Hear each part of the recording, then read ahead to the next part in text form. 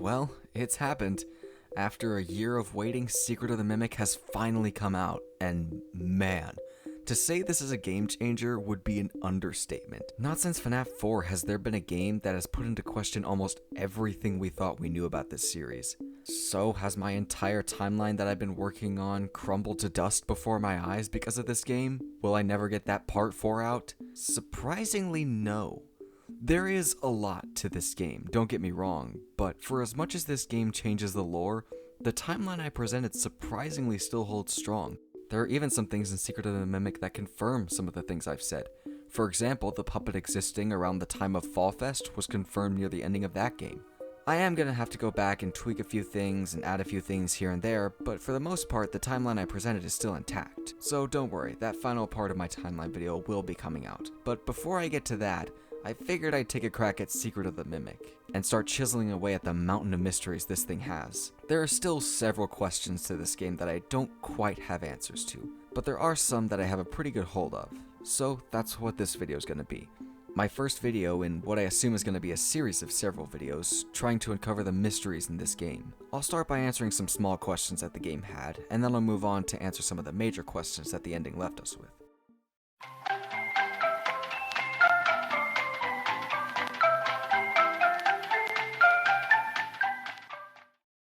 Let's start with some of the smaller questions, starting with the FNAF 4 room.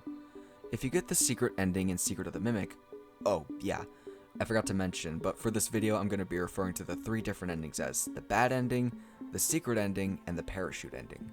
Anyway, in the secret ending in this game, you'll find yourself in a room that looks suspiciously like the bedroom from FNAF 4. The same closet, the same dresser, the same toys on the ground, and in Immortal and the Restless, the show that many people believe to be a parallel for William Afton and his wife, you can see their house in the background, which looks suspiciously like Edwin's house. So what's the deal there?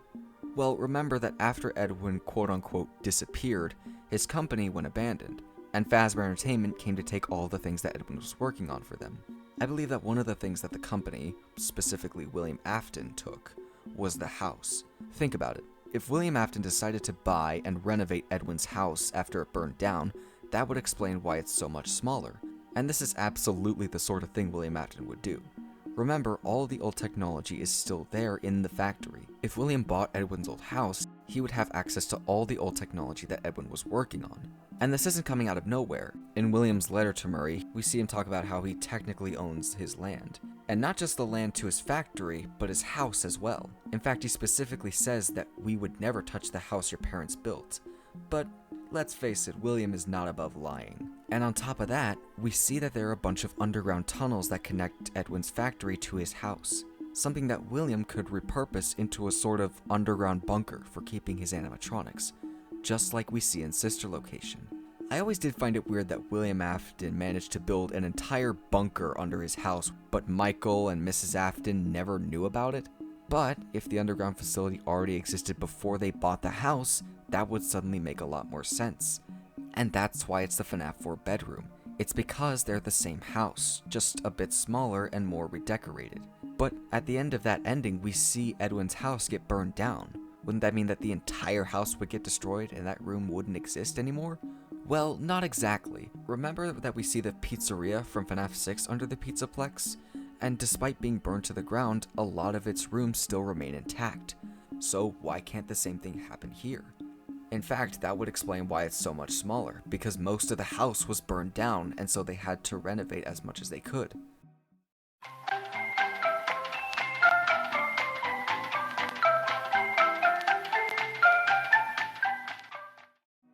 The next question that I want to answer is about Chica's Party World. For those who don't know, Chica's Party World was first mentioned way back in the source code for Sister Location. We all thought that it was some sort of spin-off restaurant, teasing Funtime Chica or something like that. But what this game seems to confirm is that it was a location that existed separately from the rest of Fazbear Entertainment. We don't see any indication that Chica exists alongside Fredbear's Family Diner. We see her paired with roller skating cupcakes and shakes and burgers, but no Fredbear, no Spring Bonnie, nothing. So that must mean that at that point in the timeline, Fredbear's Family Diner exists, and Chica exists in Chica's Party World as her own separate mascot. but we know by FNAF 4 that she becomes a part of the Fredbear and Friends lineup. So it seems that at some point between 1980 and 1983, Fazbear Entertainment bought out Chica's Party World in order to add her to the cast of characters. In my original timeline, I said that Chica was part of the mediocre melodies that Henry created, but it's pretty clear based on Chica's Party World that she was never part of a band. She was always her own mascot at the beginning, meaning that the mediocre melodies must have come from somewhere or someone else. I'm not entirely sure yet. That's something I'll have to address in my final part of my timeline video.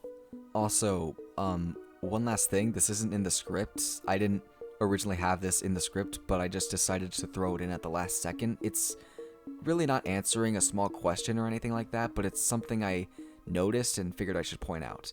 So, in Secret of the Mimic, the whole point, the main objective that your character is trying to do is take the schematics for the Mimic. Like, that's the thing M1 and M2 are both after. It's the thing M1 tricks you into getting, it's the thing M2 steals from you in the parachute ending. They're both after that schematic design. In one ending, you give it to M1 and then you drive home. That's the bad ending. And in the parachute ending, M2 takes the schematics from the wreckage of the car. That's the key difference between the ending, is who gets the schematics in the end. And then I remembered this line from Doggo's interview with Steelwool way back before the release of Security Breach. Do you have any final hints or anything you can say about Security Breach that will get people excited? Even just one word, like a code or anything. Schematics? They specifically point out schematics, and this entire game has been about us retrieving that specific schematic. And depending on who we give those schematics to, M1 or M2, we get a different ending. Like I said, it doesn't solve any small questions or anything like that. It's just something I realized as I was writing this script and figured I should throw it in here as something for all of us to chew on. I'm not sure if it's of any major importance, but it feels like something worth pointing out.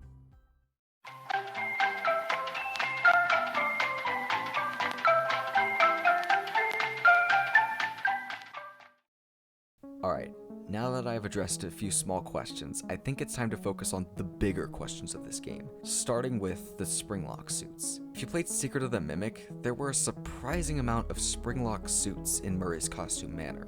Edwin talks about the Springlock suits like he invented them, and the way that they're introduced in this game seems to imply that as well.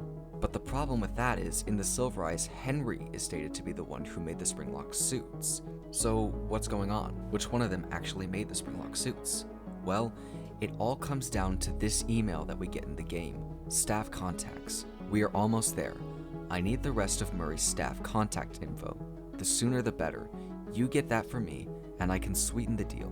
How would you like to manage one of our new franchise locations? William Afton.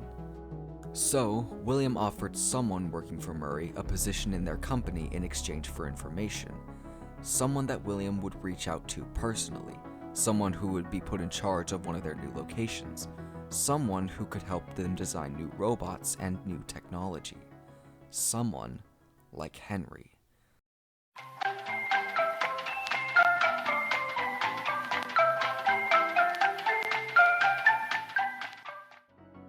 If Henry used to work for Murray's Costume Manor, that would explain why we see Henry's inventions, like the Springlock suits and the old animatronic endoskeletons, in Murray's factory. They were built by Murray's company for Fazbear Entertainment, but they were also built by Henry Emily, because he used to work for Murray's Costume Manor. But as we see in that email, William made a deal with him. A deal that would cause Henry to leak out the information about M2 to Fazbear Entertainment. Project update. I figured it out.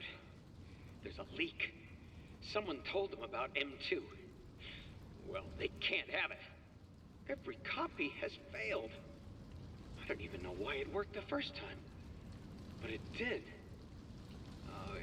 It's just not ready. It actually makes a lot of sense if this were the case. We have an answer to who would leak the information M2 to Fazbear Entertainment, we have an answer for who William would contact and put in charge of one of their locations, and we have an explanation for why Henry's technology is in Murray's Costume Manor. It just fits so cleanly. Now, let's move on to the next mystery, which is Moon.exe. I feel like I should have put this one under small questions, because this one's pretty simple to explain actually.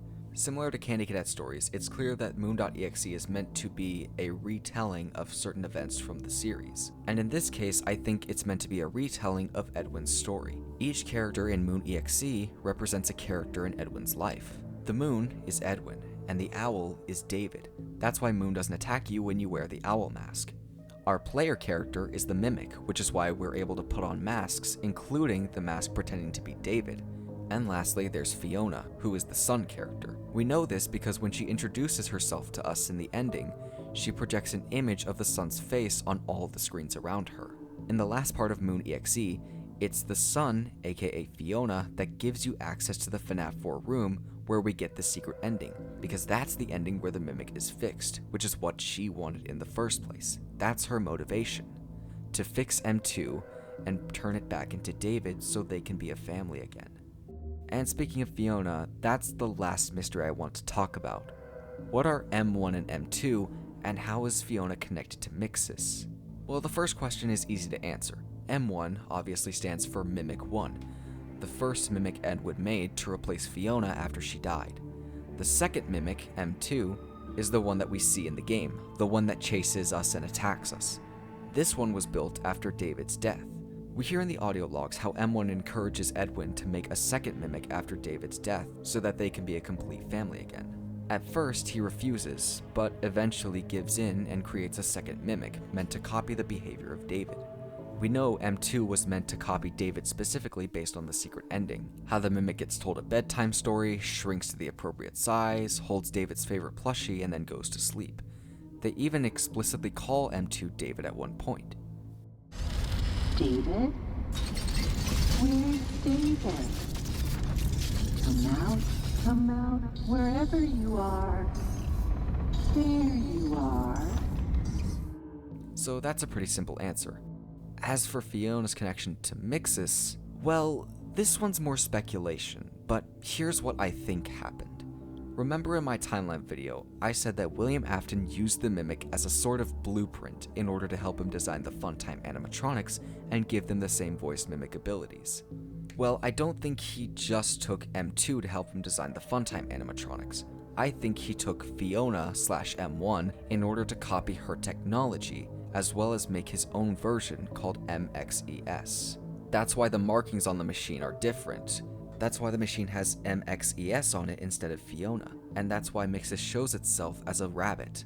And that's why, after the Mimic was sealed up behind the wall in the aftermath of Circus Baby's closing, he designed it to guard the Mimic. I don't think Mixis and M1 are the exact same computer. I think Mixis is William's copy of M1. Like I said, it's more speculation than theory for now, but there is evidence to support it. Even with all those mysteries out of the way though, there is still a lot to this game. Which ending is canon? What's with the Tiger Rock hallucinations? What's with all these machines that appear in the parachute ending? Why is there a moon mascot but not a sun mascot? Why is the Mimic's design different than it is in Ruin? Why do both M1 and M2 want the schematics so badly? Why are characters like the Puppet, Monty, Foxy, and Roxy here? Why is there a pizzeria underground with the Fazbear Frights map on it? And, probably the biggest question, at least to me, why does this game keep making connections to Sun and Moon? Well, those are all answers for another day, or another video. But in the meantime, I hope some of these answers I provided managed to satisfy your curiosity, at least a little bit. Let me know in the comments if you managed to solve any of the mysteries that I didn't. I'd love to hear some. And in the meantime, I'll be working on that final part of my timeline video. Oh, you're still here? Well, I guess that means you liked the video. So if you want, you can check out some of my other videos. And while you're here, you can even subscribe. That way you'll know whenever I upload another awesome video. And if you don't want to, that's fine too, I guess. In the meantime, stay awesome.